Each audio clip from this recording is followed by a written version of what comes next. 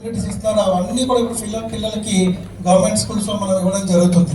So this is డెఫినెట్గా ఎవరైతే poor ఉన్నారో ఎవరైతే వాళ్ళందరూ ఉన్నారో వాళ్ళందరికీ కూడా చాలా ఇంపాక్ట్ ఉంటుంది. చాలా డెఫినెట్గా ఒక ఫెసిలిటీస్ మనం గవర్నమెంట్ తరఫు నుంచి ఏర్పాటు చేసినట్టుగా ఉంటుంది. సో దీంతో పాటు నేను కూడా బీఈడీ చేశాను ఇక్కడే సిరుజుబ్లీ కాలేజ్లో. సో డెఫినెట్గా నేను టీచర్ కావాలి అనుకున్నాను.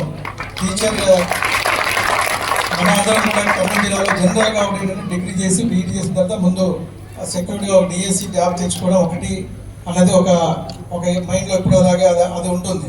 సో బీఈడీ చేసిన తర్వాత ఇమీడియట్గా నాకు వేరే జాబ్ రావడం జరిగింది. సో దాంట్లో వెళ్ళిపోయాను. బట్ డిగ్రీలో ఉన్నప్పుడు కూడా ఈ use to teach mathematics to degree students చెప్పేవాడిని. అండ్ దెన్ డిఎస్సి కోచింగ్ కూడా ఒక 1 year ఇవ్వడం జరిగింది, బీఈడీ కోచింగ్ కూడా. సో దాంట్లో ఉన్న సాటిస్ఫాక్షన్ మిగతా ఏ జాబ్లో ఉండదు. ఇది పర్ఫెక్ట్. అంటే మనకు తెలిసింది 10 మందికి మనం షేర్ చేసి వాళ్ళు కూడా పైకి వస్తున్నారంటే అంత మించిన సాటిస్ఫాక్షన్ ఎక్కడా ఉండదు. కాబట్టి అలాగే ఎంపీ గారు కూడా ఇప్పుడు చెప్పడం జరిగింది, ఆయన కూడా లెక్చరర్ అని చెప్పారు.